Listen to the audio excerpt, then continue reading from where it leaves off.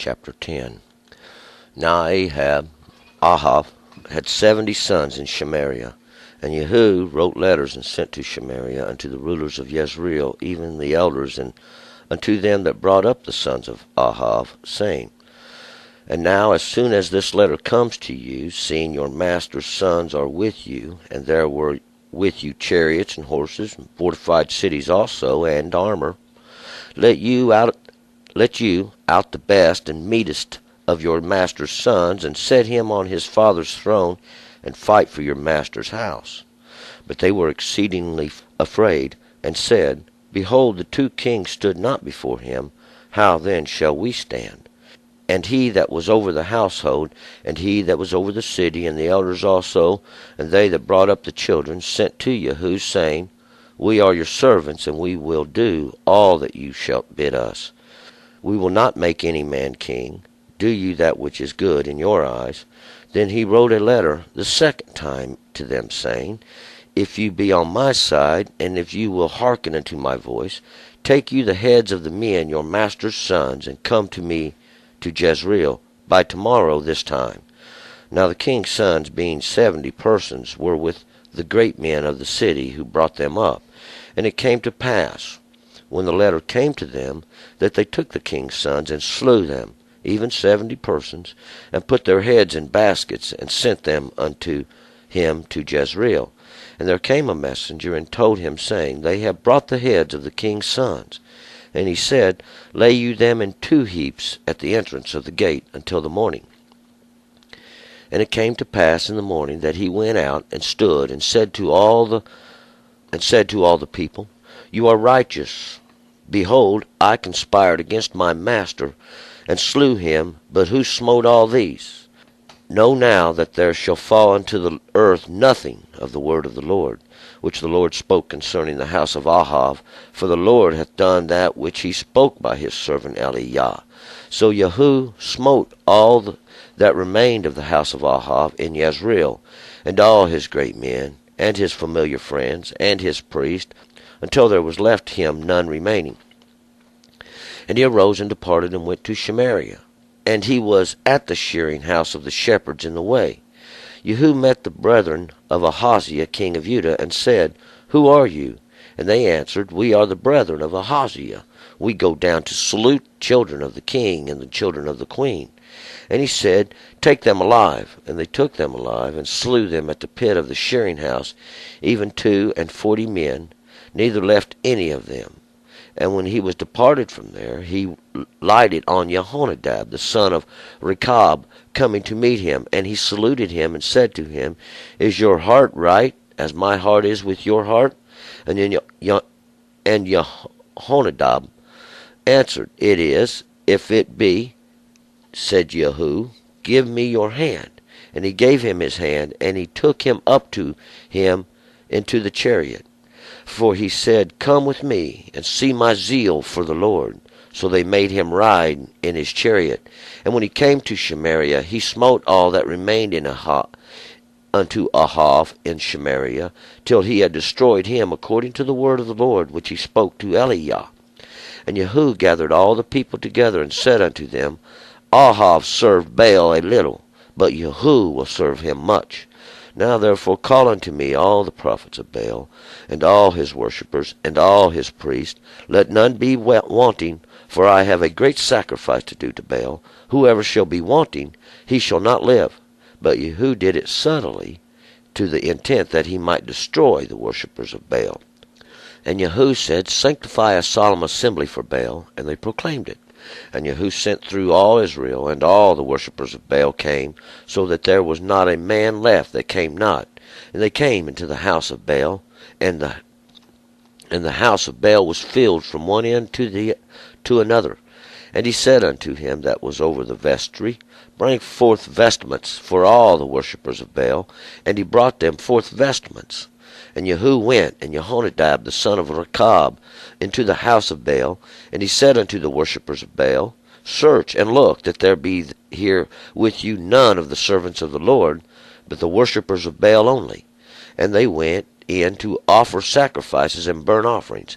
Now Jehu had appointed him 80 men without, and said, If any of the men whom I bring into your hands escape, his life shall be for the life of him.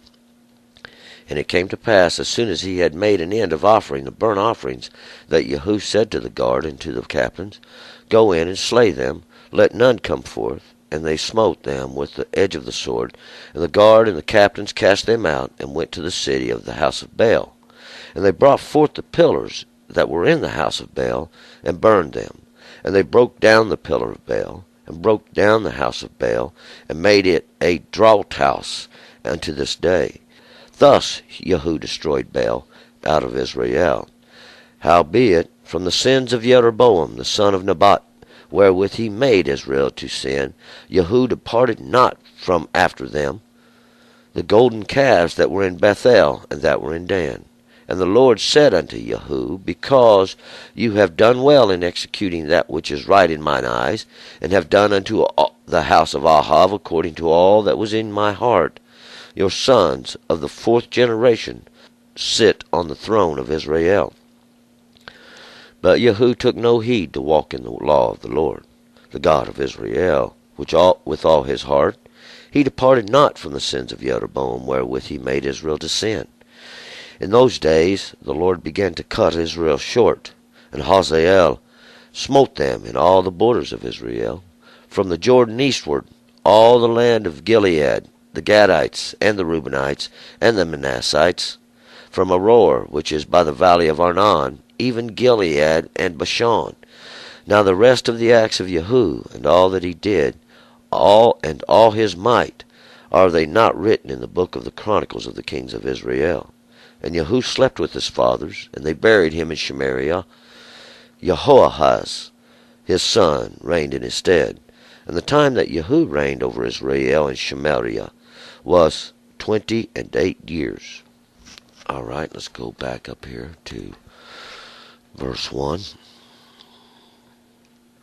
Now we'll remember yesterday Elisha had sent the young prophet, and he went and anointed Jehu, and after he anointed Jehu, he had took off running, because we knew that was going to be trouble. We knew there was trouble coming. Jehu means God himself, or Yah himself. And we're going to pick it up now. Jehu he's went to Jezreel now, and he's killed Jehoram, and he has killed Ahaziah. And that's where we're going to pick the story up. Verse 1. Now Ahab had 70 sons in Samaria. And Jehu wrote letters and sent to Samaria unto the rulers of Jezreel, even the elders, and unto them that had brought up the sons of Ahab, saying. So Jehu, he's wrote a letter now, and he's sent it to the elders, these that are over Samaria, this place of the drags, and those other place of the drags, even unto these rulers of Jezreel, where God sows. And he's sent these letters now to those, even those who raised these sons of Ahab, even these 70 sons. And 70 means restored, or restoration. 70 is this perfection of the law of God, and this will be the restoration after God has judged, and it's established. Verse 2. And now, as soon as this letter comes to you, seeing your master's sons are with you, and there are with you chariots and horses and fortified cities also, and armor. So Jehu sent them a letter, and he's telling them, seeing you got the sons now of Ahab, the master, he's the king, he was over you, the ruler over you. You got his kings down there, and you got your chariots and your horses, you got all these things of war. Fortified cities and armor as well. You got everything it takes to fight. 3. Look you out the best and meetest of your master's sons, and set him on his father's throne, and fight for your master's house. So Jehu's telling them, he said, you got everything it takes to fight. Now take the best and the strongest of your master's sons, set him on the throne, and get ready to fight. 4. But they were exceedingly afraid, and said, Behold, the 2 kings stood not before him, How then shall we stand? So when the elders get this letter, and what Jehu is doing, he's picking a fight. He's picking a fight with them, because he's carrying out the judgments now of God himself. But they're scared to death, and they don't want to fight. They're thinking these two kings, Joram and Ahaziah, couldn't stand before him. How can they? And now witness these two kings, because they're both killed. They're both dead now. They were slain in their chariots, this place where they used to stand and control the people now. But Jehu has slain them. 5, and he that was over the household, and he that was over the city, the elders also, and they that brought up the children, sent to Jehu, saying, We are your servants, and we will do that which you shall bid us. We will not make any man king. Do you that which is good in your eyes. So all the elders and everybody, all these important people of the world, all these that bring up the children of the king, and they make the separation there. They're the ones that are teaching that these are better than those that they ruled over. All these, they tell Jehu now, hey, we ain't going to make nobody the king. Whatever you tell us to do, we'll do. We're your servants. 6. Then he wrote a letter the second time to them, saying, If you be on my side, and if you will hearken unto my voice, take you the heads of the men, your master's sons, and come to me in Jezreel by tomorrow this time. Now the king's sons, being 70 persons, were with the great men of the city, who brought them up. So now, once again, we have these 70 sons of Ahab, my father's brother. These 70 going to be this example of restoration. And Jehu has sent this letter the second time. Now witness this letter he sends, because he's telling them, if you're on my side, and if you're going to listen to me, you get all the heads. Now this is the understanding. This is that which represents that which is over. And you get them together, and you bring them me by tomorrow to Jezreel, this place where God sows. 7, and it came to pass, when the letter came to them, that they took the king's sons and slew them, even 70 persons, and put their heads in baskets, and sent them unto him in Jezreel. So now all these elders and all these important people, these ones that raise up these king's sons, these ones that are, so to speak, that are over them, that are teaching them now to what to do and what to say before the people, teaching them to be the kings, rulers, and over the people. They have slain these 70 sons. Now they have slain these 70 sons of Ahab, even for restoration purposes. 8. There came a messenger and told him, saying, They have brought the heads of the king's sons. And he said, Lay you them in 2 heaps at the entrance of the gate until the morning. So they take these 2 now, witness these 2 heaps at the entrance of the gate. That's going to be there till morning. And all through the night now, these 2 heaps are there to witness. That's what they're for. Because 2 means witness. And these heaps are the heaps made of the heads of these 70 sons. Now, 35 in both heaps. 30 being for a dedicated purpose. 5 being the grace now. Even the grace that God shall extend from these 2 heaps, both of them being the witnesses of the end time. And it came to pass in the morning that he went out and stood and said to all the people, You are righteous. Behold, I conspired against my master and slew him. But who smote all these? So Jehu comes out the next morning. Here's all the people gathered up. Here's all these 2 heaps there now that are going to witness for him. He tells them, said, I did conspire against my master, against the king. I conspired against Ahab. But who slew all these? Who slew these 70? Well, it was the elders of the city and all the important people. See, they're the ones that done it. Because just like God said now, see, just like God said, that's what's going on. These do represent the dogs. See, they are the dogs.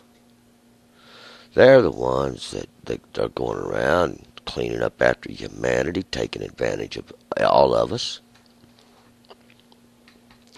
God's caused it. It's a judgment. It's a judgment because you've turned from the Lord your God. You've gone astray and you do sin. Therefore, you have to look to men. Why don't you look to God and to the law of God? Put these men behind you. 10. Know now that there shall fall unto the earth nothing of the word of the Lord, which the Lord spoke concerning the house of Ahab. For the Lord hath done that which he spoke by his servant Eliah. And we're going to find out, just like God said, every one of his sons shall be slain. They won't going to leave none of them. See? Him that was inside the city and him that was out abroad. He's going to find him, seek him out. He's going to destroy him. And we're going to see that's the overall mission in this chapter. And we're going to find that out. We're going to get to it.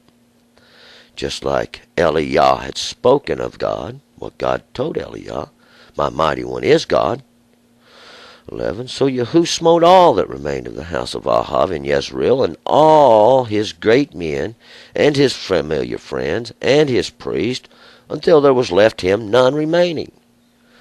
So Jehu, which represents God himself, he does do just what he was sent to do, carrying out this act of judgment against the house of Ahab. He slays all his friends, all his priests, till there's none left. 12. And he arose and departed and went to Samaria, and he was at the shearing house of the shepherds in the way. So now he heads to Samaria. He heads to Samaria. And on his way there, he stops off at the shearing house now of the shepherds. These that tend the flock, and this shearing house is the place where they bring the flock to shear them, fleece them now even of their wool. 13. And Jehu met with the brethren of Ahaziah king of Judah, and said, Who are you? And they answered, We are the brethren of Ahaziah, and we go down to salute the children of the king and the children of the queen. So now Jehu's come across these relatives of Ahaziah, the king of Judah. And we remember Ahaziah now, those which God had seized, those which God had possesses, those which God's taken over to use for an example. And they've come down now to pay their regards. They probably heard that Ahaziah has been killed. The queen's down here crying over her children now because Jehu's going through slaying them all. And they say that we're going down to pay our respects now. 14. And he said, Take them alive. And they took them alive and slew them at the pit of the shearing house, even 42 men. Neither left he any of them. So when they tell Jehu who they are, Jehu tells his men, Take them alive, and they did. And then they take them and they slay them in the pit of the shearing house, even 42 men. Now witness to this probation of men. See, 40 is the probation. 40 is this work the law's doing. Even this judgment. Even this punishment from the judgment that comes from the disobedience to the law. This pit is where they threw all the trash that come from there, where this place where they fleeced the sheep. 15. And when he was departed from there, he lighted on Jehonadab the son of Rechab, coming to meet him. And he saluted him and said to him, Is your heart right, as my heart is with your heart? And Jehonadab answered, It is. If it be, said Jehu, Give me your hand. And he gave him his hand, and he took him up into his chariot. So Jehu lighted is not a good word. He didn't fall on him. What he did was he found him in the way. He come across him. So as he was going somewhere, he met him there in the way. He met Jehonadab. And Jehonadab is God has made to be too willingly. God has caused this, is what it means. it's God who's caused this to happen. God has done this. This is who's doing it. Yah has done this. He's the son of Rechab. And Rechab is that place that's made wide. This place widened out. Well, it's widened out to get some more people in there. See? And we're going to find out it's the borders of hell that are widened in the end. And that's what we're talking about. This place that's made wide. We're going to stuff some more people in there, see? And that's what it's talking about. This is those that are being punished and those that are being judged. And he asks him now, is your heart right as my heart is? Are we in one accord? Are we in agreement? And Jonadab answers, it is. I am in agreement. God is in agreement with this judgment because it's God who sent him to do this.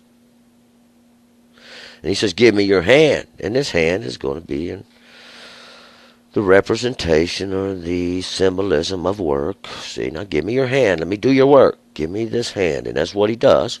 He gives him his hand. He took him up into his chariot. And this chariot is going to be this war machine, even this place where he stand and control the reins. And we'll see Yehu's on a mission. 16, and he said, come with me and see my zeal for the Lord. So they made him ride in his chariot. So now Yehu, which represents God himself, he's got Jehonadab, this is the work of God. God's doing this himself. God's causing this to happen. He's got in a chariot with him now. They're riding together in one accord. So this is just all symbolism to let you know God's doing this. It's God's work. This is what God's work is to those that disobey the law. 17, and when he came to Samaria, he smote all that remained of Ahab. And Samaria, till he had destroyed him, according to the word of the Lord, which he spoke to Eliah. My mighty one is God. This is the word. See, God has done exactly what he said he was going to do now. Just like it's written, not one word will fall to the ground. This has been your explanation, your demonstration. You're getting your practical application, and we're going to find out. We're going to make an example of it. 18, and Yehu gathered all the people together, said unto them, Ahab served Baal a little, but Yehu will serve him much. So now Yehu, God himself, he represents. He's gathered all the people together and said to them, my father's brother served Baal a little, just a little bit, but Yehu will serve him much. And we'll remember, little, just a little bit, a small amount, Zaire. See, this is what Ahab, my father's brother, he just served him a little bit. But now, so God is doing this, though. He's doing this. Watch what he's doing. This is a trap. 19, now therefore call unto me all the prophets of Baal, and all his worshippers, and all his priests. Let none be wanting, for I have a great sacrifice to do to Baal. Whosoever shall be wanting, he shall not live. But Yehu did it subtly, to the intent that he might destroy the worshippers of Baal. So this is the whole purpose of it. He's going to throw a big party. He says, come, there won't be nothing left. There won't be nothing left that you want. I will get every great thing and bring it to the party now. We're going to have a big party for Baal. If any man be wanting now, he shall not live. For your soul won't be able to live, because you'll be wanting something. There will be everything you'll ever desire here. Sound like Yehu promised them heaven, if you ask me. 20, and Yehu said, sanctify a solemn assembly for Baal. And they proclaimed it. So now God himself he's sanctified this assembly. He's calling all these people together. He's bringing them for one purpose. What? That he might destroy the worshippers of Baal, even this Lord they've made for themselves. That's what it represents. This Lord they've made over them, this one they've set there, because what? They got in a hurry, remember? They got in a hurry waiting on God.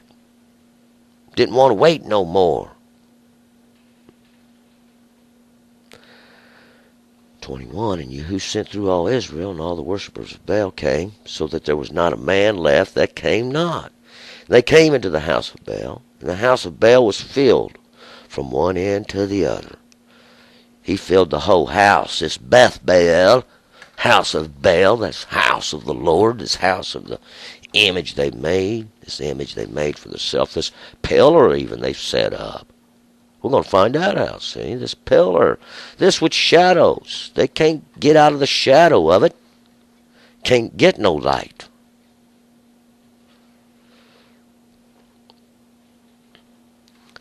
He's got the house full, maxed out. Ain't a seat left, standing room only. 22, and he said unto him that was over the vestry, bring forth the vestments for all the worshippers of Baal. And he brought them forth vestments. So now, Jehu, they got this great gathering going on, this great party. He's gathered them all. Got everybody there. And he tells to the one that's over the vestry, this vestry are the garments. This vestry are the coverings you're going to put on. This vestry represents the understanding they're going to give you. Now, these are those that are over it. And he says, bring them forth. And they brought forth the vestments. They brought forth the coverings. They brought forth these garments. And they did give them out. 23, and Jehu went, and Jehonadab, the son of Rechab, unto the house of Baal. And he said unto the worshippers of Baal, search and look, that there be here with you none of the servants of the Lord, but the worshippers of Baal only. So now Jehu, and he's got this cause of God on his side. God's causing it. The son of the wide place. They've gone to the house of Baal. They've gone there now to where they go and worship this image that they've made over themselves. And he's told them, look around in here, make sure there is nobody here that ain't a worshiper of Baal. I don't want one of God's servants here. Not one. And what's going on? We're putting what? This sounds like the one he sent forth to. He said, now go, place the mark in their foreheads, just before he sent the destroyer. See, because that's what we're talking about. It's all the same thing, see. Yeah, he going in there now. We're going to seal up the mark of the Lord in them. We got some sealing the mark of Baal, see. In these, we're gathering them all together. We're going to make sure there ain't none of God's servants here. And then what's going to happen? 24. And they went in to offer sacrifices and burnt offerings. Now Jehu had appointed him 80 men without, and said, if any of the men whom I bring into your hands escape, his life shall be for the life of him. So Jehu's got some men outside now, 80. See, 80, this new beginning of the law even, for this work of redemption. He's got them waiting outside, and he's told them now, if any of these escape, these worshippers of Baal, his life will I have, I'm going to hold for you. I'm going to take your life for his. So that's enough there. That's enough incentive, let's say, to get the job done. 25, and it came to pass, as soon as he had made an end of offering, the burnt offering, that Jehu said to the guard, to the captains, go in and slay them, let none come forth. And they smote them in the edge of the sword, and the guard and the captains cast them out, and went to the city of the house of Baal. So, what just happened? As soon as they had made an end now in their sacrifice, in this burnt offering that they was offering up to this other whatever, Jehu sends his captains in, his guard, he says, now go in and slay them. Let none come forth. And they did. They went in, and with the edge of the sword and with the word of God, they slayed them. All of them there in the house of Baal. 26. And then they go up to the city now, the house of Baal. This Beth Baal even. This great house of Baal. 26. And they brought forth the pillars that were in the house of Baal, and they burned them. And these pillars are going to represent these things that they've set up there, even these statutes that the men have made, these laws that they've got you worshiping God in every way that He told you not to do. 27, they broke down the pillar of Baal, and they broke down the house of Baal, and they made it a drought house until this day. And that's what this house is going to be in the end. See, it's going to be this great house of drought. What does that mean? This house of drought is a place that you're coming out of. It ain't going to be a place you go into no more, but a place to come out of. And that's what it is. See, they broke it down. God's going to break it down in the end. God's going to cause this. God's going to make it happen. See, and you'll know that not one word of God falls to the ground. He makes it all come to pass, see. It doesn't matter if we understand or not. It's still going to happen. But you will understand, see, God's promised. He's going to give you understanding. And this is what does cause it to happen. 28, thus Jehu destroyed Baal out of Israel. 28 now. Redemption has a new beginning. Because Jehu has destroyed this Lord image out of Israel. 29. However, from the sins of Jeroboam, the sons of Nebat, wherewith he made Israel to sin, Jehu departed not from after them. The golden calves that were in Bethel and that were in Dan. And these even themselves are the Baalim. These images they made, these Lord images, remember, Jeroboam said, these are your gods that delivered you from Israel. These golden calves he'd set up there in the house of God. And in Dan, the judgment's place of God. Well, they ain't no gods. They're just images they made. 30, and the Lord said unto Jehu, because you have done well in executing that which is right in mine eyes, I have done unto the house of Ahab according to all that was in my heart. Your sons of the 4th generation shall sit on the throne of Israel. So God's given Jehu a little gift here now, because he's shown such zeal in fighting for the God and fighting for the Lord.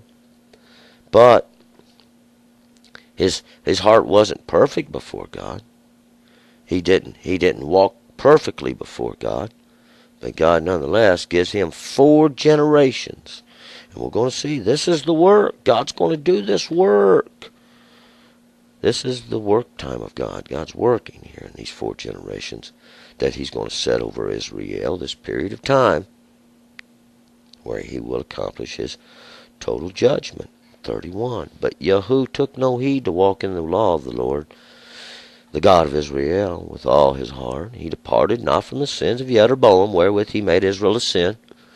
And we know Jeroboam, one that contended with the nations, how he set up that alternate altar, that place to go make their sacrifices and their sin offerings. Not the altar of God now, through the law wherewith you should make and have understanding.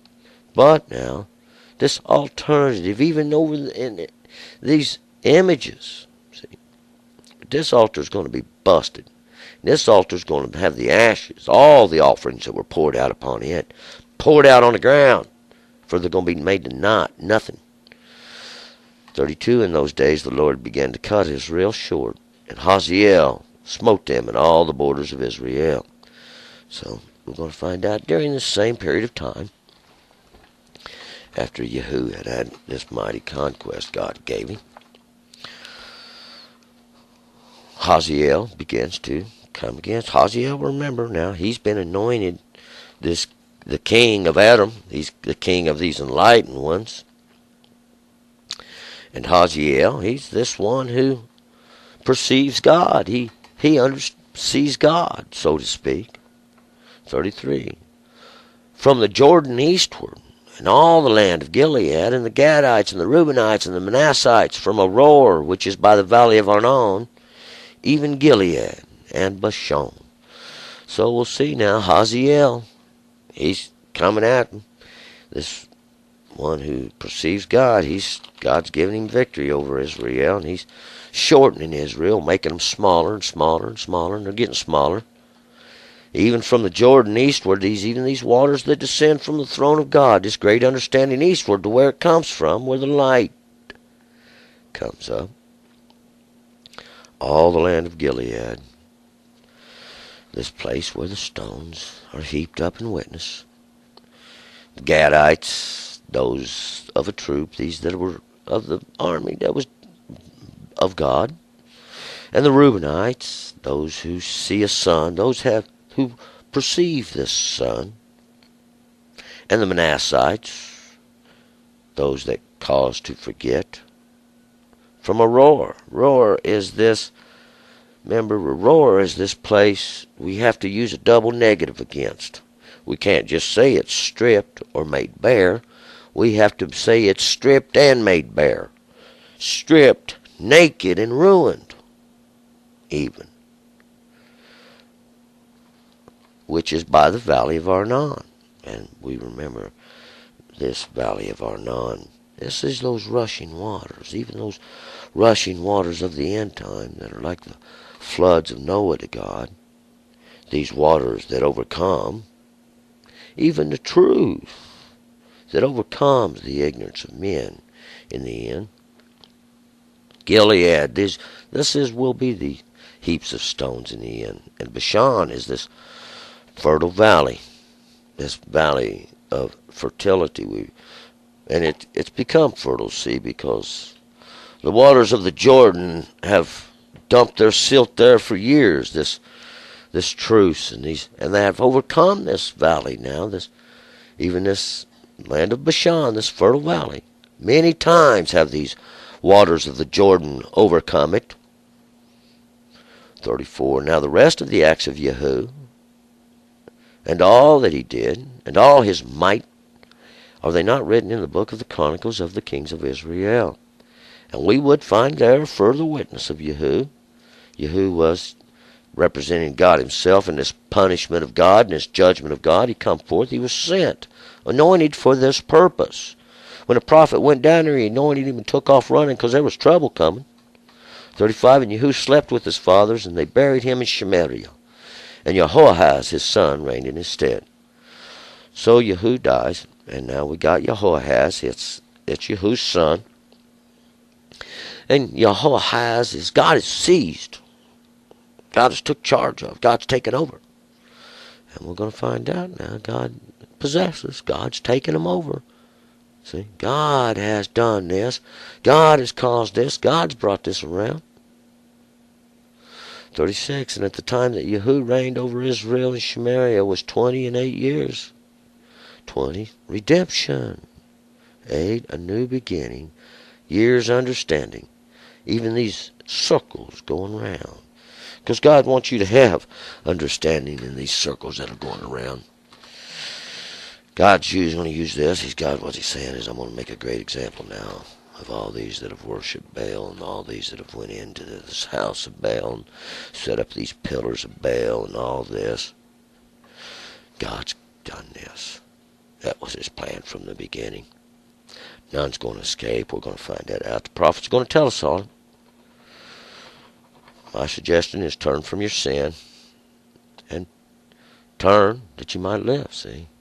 Because that's what we was told in the beginning. The soul that sins, that soul shall die. But the soul that turns from his sin, that soul shall live. All right, let's go on to chapter 11.